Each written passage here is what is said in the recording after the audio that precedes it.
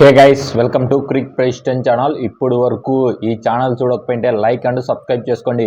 Team analysis number 3 అని చెప్పాలి. South Africa గురించి మాట్లాడదాం. చౌకర్స్గా వాళ్ళు కంటిన్యూ చేస్తున్నారు. అది చెరిపేస్తారా, మామూలుగా అలానే కంటిన్యూ చేసుకుంటారా, వాళ్ళ చేతిలోనే ఉంది. లాస్ట్ 1998 నుంచి వాళ్ళు స్టార్ట్ చేసిన నుంచి ఇంతవరకు 2 టైమ్సే క్వాలిఫై అయినారు. మిగతా టైం అంతా ఇంటికి వెళ్ళిపోతూనే ఉన్నారు. వాళ్ళ పర్ఫార్మెన్స్ ఈస్ వెరీ బ్యాడ్ అని చెప్పాలి. కనీసం ఈ ఇయర్ అయినా మారుతుందో లేదో దాన్ని డీటెయిల్స్గా ఎక్స్ప్లెయిన్ చేసుకుందాం. ప్లస్ ఫుల్ స్క్వాడ్ 15 మెంబర్స్ కూడా చెప్తాను. ప్లస్ మీకు కూడా ఒక చూపిస్తాను, మీరు కూడా చూడండి. ప్లస్ ప్లేయింగ్ 11 చెప్తాను. ఇంకా వీళ్ళ వీక్నెస్, స్ట్రెంగ్త్, కప్పు కొడతారా లేదా, సూపర్ 8కు క్వాలిఫై అవుతారా లేదా, ప్లస్ ఇంకా ఫైనల్కి వస్తారా లేదా అనేది ఇంకా డీటెయిల్స్గా ఎక్స్ప్లెయిన్ చేసుకున్నాం. ఫస్ట్ ఇంకా వీళ్ళదైతే లాస్ట్ ఒక కనీసం అంటే ఇప్పుడు 15 వరల్డ్ కప్ జరిగింటాయి. అందులో వీళ్ళదైతే బ్యాడ్ పర్ఫార్మెన్స్ ఇస్తూనే ఉన్నారు. కెప్టెన్ ఫ్యాప్ అయినా ఎవరు మారినా వీళ్ళది బ్యాడ్ పర్ఫార్మెన్స్ కంటిన్యూ అవుతుంది. దరిద్రం కంటిన్యూ అవుతూనే ఉంది. పరంపరం కంటిన్యూ అవుతుందని చెప్పాలి. ముఖ్యంగా ఈసారి మారుతుందో లేదో అనేది తెలియాలంటే ఫస్ట్ 15 మెంబర్స్ స్క్వాడ్ చెప్తాను. దాన్ని బట్టి ఇంకా మనం డిసైడ్ అవుదాం. ఫస్ట్ వచ్చి మక్రమ్ కెప్టెను, ఇంకా సెకండ్ బ్రాట్మ్యాన్, కాటింజీ, కింటమ్ డికాక్, క్లాసెను, ఇంకా 14 హెండ్రిక్స్, మార్కో జాన్సన్, ఇంకా మహారాజు, డేవిడ్ మిల్లర్, ఇంకా నోకియా, రబాడా, రెక్టలన్, షంసీ, ఇంకా స్టబ్స్. వీళ్ళ 15 అయితే ఇది ఇంకా బాగుంది. వీళ్ళ 15 అయితే ఇంకా స్టాండ్ బై ఉండేది లుంగిడి, ఎంగిడి అని చెప్పాలి. ఇంకా బర్గర్ అని చెప్పాలి. వీళ్ళ స్టాండ్ బైలో ఉండేది 15 మెంబర్స్లో మంచిగానే ఉంది టీము. క్యూడీకే మెయిన్ ఫామ్లో లేడని చెప్పాలి. ఐపీఎల్ ఈస్ వెరీ బ్యాడ్ ఫామ్లో కంటిన్యూ అయింది. ఇంకా డేవిడ్ మిల్లర్ అయితే డడపా ఇన్నింగ్స్ అన్నాడు ఐపీఎల్లో. ఆ ఫామ్ బేస్ చేసుకొని ఐపీఎల్ ఆడతాడంటే లేదు అని చెప్పాలి. ఎందుకంటే ఐపీఎల్ ఒక డిఫరెంట్ గేము. ఇక్కడ వరల్డ్ కప్ కంట్రీ గేమ్. దేశం తరపున ఆడేటప్పుడు చాలా ప్రెజర్ ఉంటుంది. ఐపీఎల్లో కూడా డబ్బులు ఎక్కువ ఇస్తారు కదా, ఆడ కూడా ప్రెజర్ ఉంటుంది. ఇదైతే డిఫరెంట్. ఎందుకంటే వీళ్ళ టీం ఎలా ఉందో దాన్ని బట్టి ఆడాలి. ఇంకా హెండ్రిక్ క్లాసెన్, అతని గురించి ఎంత చెప్పినా తక్కువనే. ఎందుకంటే పవర్ హిట్టింగ్ పేరు పెట్టినా అతనే. బ్యాక్ ఫుట్ నుంచి 6లు అలోకంగా కొడుతున్నాడంటే అతని నుంచి చూసి నేర్చుకోమని చాలా మాటలు చెప్తూనే ఉన్నాను.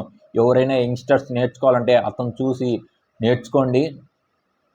మనం కూడా నేర్చుకోగలుగుతాం అతని నుంచి ఎలా జనరేట్ చేస్తున్నారో. కొందరు చూస్తుంటే మనం కూడా ఆడినంత ఫీలింగ్ వస్తుంది.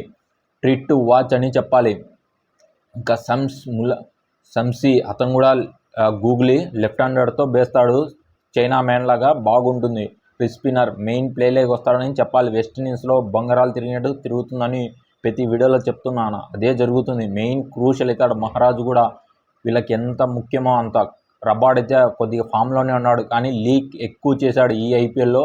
అది రెక్టిఫై చేసుకుంటే ఇంకా మంచిగా ఉంటుందని తెలుస్తుంది. ఇంకా Nokia is very bad form continue అయింది ఐపీఎల్లో. ఇంకా ఇక్కడ వచ్చాక ఎలా వేస్తాడో చూడాలి. ఇంకా వీళ్ళకి మెయిన్ ఆధారం నోకియానే. ఎందుకంటే ఫేస్ ఉంది, బౌన్స్ ఉంది, అన్నీ రాబడతాడు. కానీ అది బ్యాక్ అంటే ఒక హోల్ ఏర్పడింది ఐపీఎల్లో. ప్రతి ఒక్కొక్కరు హాఫ్ సెంచరీ ఇతను కొట్టిస్తున్నాడు. ప్రతి మ్యాచ్లో హాఫ్ సెంచరీ చేశాడు నోకియా. ఇప్పుడు వరల్డ్ కప్లో అట్టలే. మెయిన్ గెలవాలంటే అందరూ తలా చేయి వేస్తే ఖచ్చితంగా గెలుస్తారని మనం అనుకోవాలి. సౌత్ ఆఫ్రికా ఇంకా టీం అయితే బాగుంది. ఇంకా వీళ్ళది బెస్ట్ ప్లేయింగ్ 11 చెప్తాను చూడండి. ఫస్ట్ క్యూడీకే హెండ్రిక్స్ దిగుతారు. ఇంకా మక్రము కెప్టెన్గా ఉంటాడు. క్లాసెన్, డేవిడ్ మిల్లర్, స్టబ్స్ దిగుతారు. ఇంకా Maharaj, Shamsi, Nokia, Rabada, Marco Jansen. ఇది ప్లేయింగ్ 11. ఏదైనా మార్పు ఉండాలంటే ఇతను వచ్చేస్తాడు. ఎవరంటే 14 అతనైతే వచ్చేస్తాడు. ఎవరైనా పెట్టుకోవాలి ఎక్స్ట్రా బ్యాట్స్మెన్ కావాలంటే. ఇంకా వెస్టిండీస్లో ముఖ్యంగా స్పిన్నర్స్ ప్లేలోకి వస్తాడని షంసీ, మహారాజు, స్టబ్స్ కూడా వేస్తాడు. ఆల్రౌండర్ కదా, బౌలింగ్ వేస్తాడు, కీపింగ్ చేస్తాడు. మల్టీ డైమెన్షన్ ప్లేయర్ అని చెప్పాలి. మనం కూడా అన్ని చేయలేకుండా మనం చూసాం ఐపీఎల్ ఎలా ఆడాడో ఇతను స్టబ్స్. క్రూషియల్ అవుతారు. వీళ్ళైతే ప్లేయింగ్ 11 అయితే సూపర్గా ఉంది. వాళ్ళ పర్ఫార్మెన్స్ ఈస్ వెరీ బ్యాడ్ అని చెప్పాలి. లాస్ట్ 2-3 ఇయర్స్ నుంచి అలానే ఆడుతున్నారు. మంచి పర్ఫార్మెన్స్ ఇస్తే వాళ్ళు కూడా గెలుస్తారు. వీళ్ళకి ఎందుకో నాకు తెలియట్లేదు. చూస్తే ఆన్ ది పేపర్ వీళ్ళ టీం చూస్తే బ్రిలియంట్ అని చెప్పాలి. వీళ్ళని బీట్ చేసే టీం లేదని అనిపిస్తుంది. ఫస్ట్ బాగా ఆడతారు. ఎప్పుడు సెమీఫైనల్ ఎంటర్ అవుతారో అప్పుడు వెరీ బ్యాడ్ చౌకర్స్ లాగా అది కంటిన్యూ చేసుకుంటారో లేదో అనేది కూడా తెలుస్తుంది. ఈ ఇయర్లో మళ్ళీ మాట్లాడదాం వీళ్ళు సెమీఫైనల్ పోతారో లేదో అనేది మళ్ళీ చేస్తాము ఒక వీడియో, దాని గురించి మాట్లాడదాం. ఇంకా స్ట్రాంగ్ ఏంటంటే వీళ్ళ బ్యాటింగ్ యూనిట్ అని చెప్పాలి. వీళ్ళ స్ట్రెంగ్త్ అనేది ఇంకా క్లాసెను, మక్రము, ఇంకా డేవిడ్ మిల్లర్ వీళ్ళు మెయిన్ క్రూషల్ అని చెప్పేయాలి. క్యూడీకే కూడా, ఎందుకంటే వీళ్ళు main top order, middle order వీళ్ళు ఆడితేనే ఖచ్చితంగా గెలుస్తారు. ప్లస్ బౌలింగ్ కూడా. వీక్నెస్ అంటే బౌలింగే, ఎందుకంటే నోకియా ఫామ్లో లేడు. అతను కూడా ఫామ్లోకి వస్తేనే మంచిది, లేకపోతే ఇబ్బందులు పాలు తప్పవని చెప్పాలి. ఇంకా స్పిన్ కూడా బాగానే ఉంది. మార్కో జాన్సన్ కూడా అడప బౌలింగ్ వేస్తున్నాడు. అతను కూడా స్వింగ్ ఉంటేనే ఎఫెక్టివ్గా ఉంటాడు. స్వింగ్ ఉన్న కొద్ది చాలా కష్టం. అందులో వెస్టిండీస్లో స్వింగ్ అయితే ఉండదు, స్లో వికెటే ఉంటుంది మ్యాక్సిమం. ఎందుకంటే తక్కువ గ్రౌండ్స్ ఉంటాయి కదా, అందుకు వీళ్ళకి కొద్దిగా ఇబ్బందులు తప్పవని అనిపిస్తుంది సౌత్ ఆఫ్రికాకి. ఇంకా వీళ్ళు చూద్దాం, ఎక్కువగా విన్నింగ్ ఛాన్స్ ఉన్నా అంటే సెమీఫైనల్కి అయితే వస్తారని అనిపిస్తుంది. ఇంకా ఫైనల్కి వస్తారా ఇంకా నాకైతే నమ్మకం లేదు ఈ టీం చూస్తుంటే. కానీ తక్కువ అంచనా వేయకూడదు. చాలా డే అయినప్పుడు ఖచ్చితంగా వస్తుంది. ఏ టీం అయినా ఎవరినైనా తక్కువ అంచనా వేయకూడదు మనం. అందుకు ఎగ్జాంపుల్ చెప్పాలంటే ఆర్సీబీ 1% సెమీఫైనల్కి వచ్చారంటే టు వాచ్ ఫియర్లెస్ క్రికెట్ ఆడింటేనే వాళ్ళు అంత దూరం వచ్చారు. Same like that only will play, డెఫినెట్లీగా వస్తారని చెప్పచ్చు. సౌత్ ఆఫ్రికా టీం చూస్తే బ్రిలియంట్గా ఉంది. ఇంకా వస్తారు.